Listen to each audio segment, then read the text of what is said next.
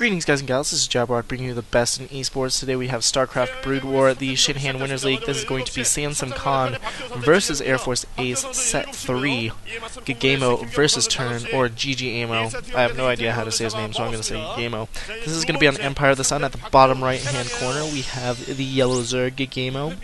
And at the bottom left-hand corner, we have the red TurN. TurN, a fairly new player, very new. However, he's pretty good. I mean, he has like a 57% win rate overall and over 70% versus Zerg, like 7-2 or something like that. Don't know if that's before or after this game. But at the very least, been playing very well in his early days for Samsung Khan. Meanwhile, ggaemo playing for Ace. Not the best player. He's been around a little bit longer and hasn't really done anything. He doesn't really do anything. He's like something like a 40% win rate. Didn't check to see what he was against TurN, but just not a very good player at the very least. Looks like we're going to see a 12 hatch 12 pool. His Overlord Scout is scouting in the right direction, and the reason I'm casting this game, because you guys are like, well, this isn't Bisu, Jadong, Fantasy, Flash, Cal, Calm, Stork. Why are you casting this? Is because it seemed like a cool game for me to cast, and you know, some of you guys have been asking me to cast entire sets. I just don't have time as it is right now, unless you wanted me to cast one each day progressively. But at that point, I think the games would be a little bit old, and you guys would have watched them on Moktira, Navake, or some other account by the time I would get to like set 7. Which sometimes people just go to automatically anyways, as they go to set 7 first, because that's the Ace match, and that's all they have time to see is one match, and why not go see the Ace match? We do have Extractor going down after that 12 hatch for ggaemo, but yeah, maybe during one weekend or something when I have a lot of time I'll be able to cast an entire set. But as of now, this one looked fun, and there wasn't a lot of recent, well, there was a lot of recent VODs, but not a lot of ones with Flash, Bisu, stuff like that I had already done, if that makes sense. Ones that I hadn't done yet, and so I just picked this one. Spawning pool finally going down, and oh wow, that girl's super shy, but TurN's gonna definitely see this and probably react accordingly. I'm assuming that he's gonna go for some type of Medic Marine build, although it looks like he has not picked up his expansion yet, so might actually be going mech. Usually players try to go Medic Marine off of 2 bases that Command Center now being built, so now I'm going to change my mind and say we're probably going to see Medic Marines usually off of 1 base. If they get their gas super early, you see kind of an early factory, early vultures, and then they get that 2nd base and you see more mech play. But if they get that expansion early enough, you do see the Medic Marine. Here comes a Marine and an SCV. Might be able to pick off that drone. That would be absolutely huge if TurN was able to do that, because drones, as you know, in StarCraft 1 and in StarCraft 2 also, but more in Brood War, very valuable, and losing one in the early game is just absolutely terrible. Absolutely terrible. 4 Zerglings out. Going to be able to 6 Zerglings, actually, 2 coming from the natural expansion. Going to be able to pick off that SCV. The Marine did back up, layer tech morphing in as well. I'm pretty sure that TurN has seen this. And wow, putting down his Hydralisk Den, so we might be going for 2 base lurkers, aka the Cholera build, if you guys remember him talking about that. But this might actually be 2 base lurkers, very particular. Usually players like to go Muta, or some kind of combination of Muta and Lings and some lurkers, but putting down that Hydralisk Den first probably means that he's going to want to get his lurker tech very quickly, so he's going to go for this kind of 2 base lurker type play. Zergling's going to go in all directions to scout out. You can just see how cool that is when a bunch of Zerglings go out in all directions. SCV scout trying to do, or SCV rather, trying to do some scouting. There is a bunker at the front, which is going to be very good for TurN. Here comes some Zerglings. Might even try to go for a run by here. Not going to be able to. There's a good wall off along with those Marines. Going to be able to deter any type of Zerglings that want to get in there. First Hydra is now coming out. Layer has been morphed, so he's going to be able to research his lurker tech. We have the Academy researching Stim, is what I'm assuming. And so those Marines are going to be very deadly in the near future. No medics out yet. It looks like ggaemo is expanding to that 4 o'clock position there. So he's going to be at 3 bases in the short while Short while. Barracks being built as well, so we're going to see 3 barracks going up. And meanwhile, TurN looks like he's going to push out. He's getting his comsat stations just in case there are lurkers, but pushing out nevertheless. And ggaemo's going to have to back up here. He doesn't have lurker tech. For the time being, he's going to have to throw down a sunken and try to defend this, because unless he has lurkers, he's not going to be able to do a good job at all. And even when that happens, he's going to have to play almost perfectly with them to destroy this medic marine force that is pushing in at his front. Lurkers morphing in on that ramp, as you guys can see, throwing down another creep colony, so he's going to probably be making at least 2 sunkens, possibly 3. But really, this push is just doing exactly what TurN wants. What he can do by doing this is he doesn't even have to push in. He's just made ggaemo use 2 of his drones for sunkens, but here goes, he's going to be pushing in anyway. ggaemo in a little bit of trouble. Sunken colony is going down, and it looks like he's going to go for possibly a base trade. Lurkers going into the base as well. That bunker, I don't believe, has any units in it. Nothing's firing from that bunker to the marines go down, and the hatchery's probably going to go down, but honestly, there's no way that ggaemo can win this, simply because the TurN player can just lift up his buildings and move somewhere else. If this actually does come down to elimination, it looks like TurN's going to try to defend this with the forces he has. He does have comsat stations, so he's going to be able to do that, but he needs to make sure, ggaemo needs to make sure that he doesn't take down his lair, he doesn't take down all his infrastructure, his Sim City, because if that happens, there's no way that he's going to be able to come back with this. It's just that TurN can go somewhere else and deal with it that way. Now TurN is killing both of the hatcheries. There's one more hatchery in the area at the 4 o'clock position, but man, this is just absolutely terrible for ggaeemo. TurN is doing a very, very nice job. This base trade is absolutely, this is kind of an ideal situation realistically, because there's no production for ggaeemo pretty much.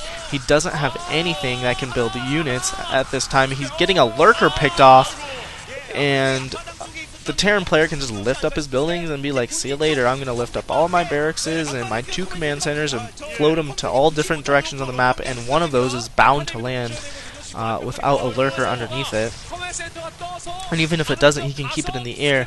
These small forces of medic marines are going to need to do it for TurN, though. He's going to need to attack that 4 o'clock fairly soon, because it looks like Zerglings are in the mix as well. If ggaeemo is able to use his lurkers and his lings possibly in the most perfect micro that he can muster up, he might be able to take out this force and possibly force this to a crazy mid-game, but I don't think so, honestly. I think that TurN pretty much has this in the bag as long as he doesn't really, really mess up, because his buildings are able to float and everything. He's bringing SCVs down there, building a bunker as well.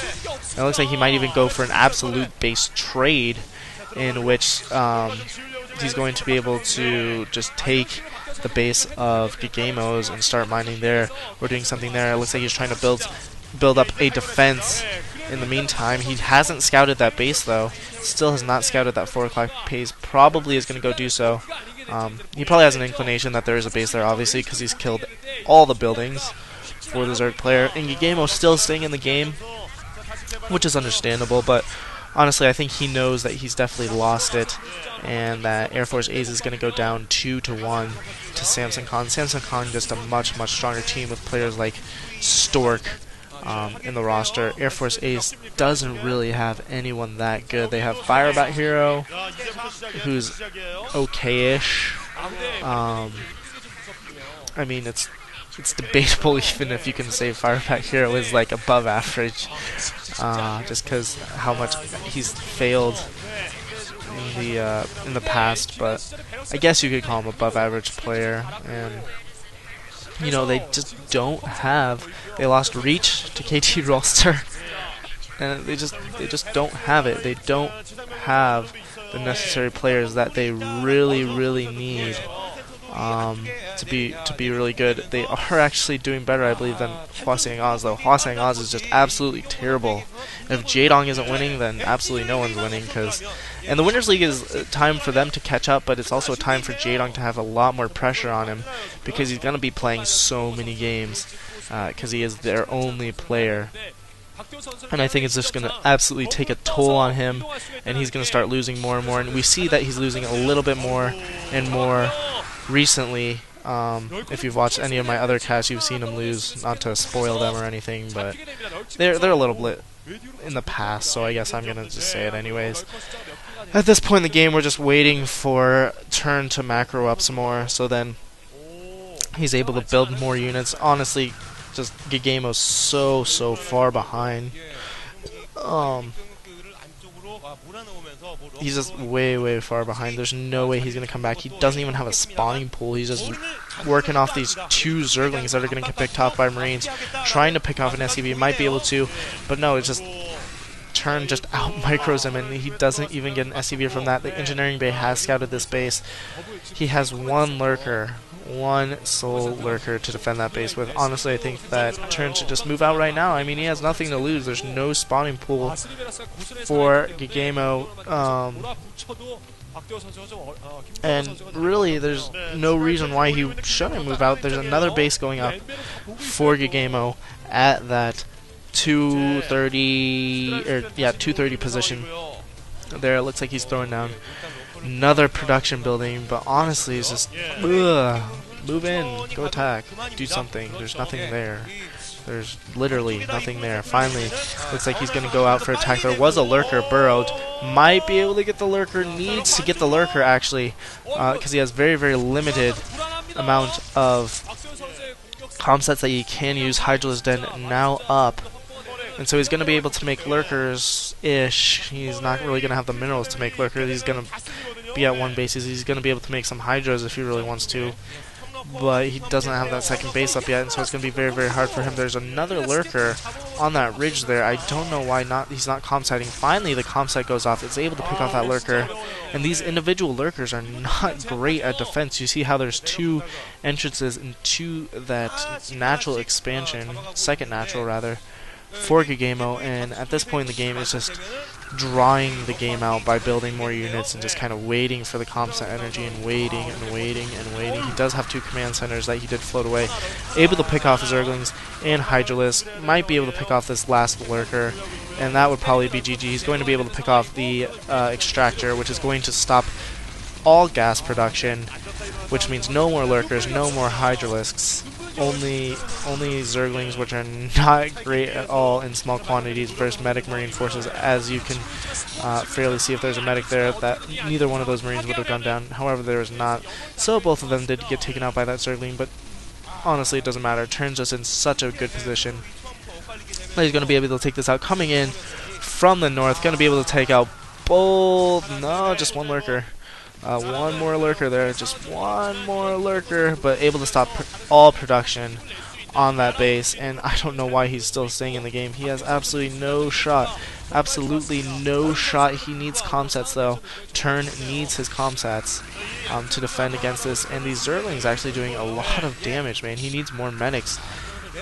Don't know if he lost his academy. I believe he did. He actually did lose his academy. Don't know if he's rebuilt it yet. So he's going to need that academy and build more medics, but once he has the medics, the critical number of medics, he's definitely going to be able to win convincingly. Comset going down, able to pick off that last lurker, expecting a GG anytime.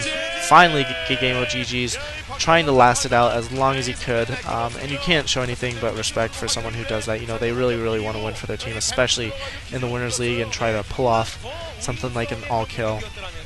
Unfortunately, it's just not ggaemo's day, as it rarely is, and TurN either 8-2 or 7-2 now, doing a very nice job versus Zerg opponent. If you guys like this class, please subscribe, please give me a like, and comment below if you guys have anything to say. Other than that, I'm out of here. Lates.